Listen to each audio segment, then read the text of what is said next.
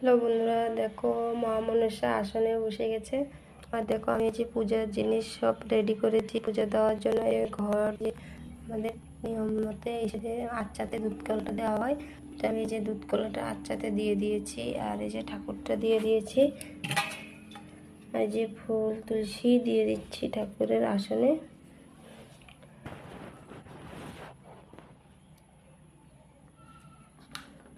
যে একটু ভোগের দুধ ঢালে দিচ্ছি।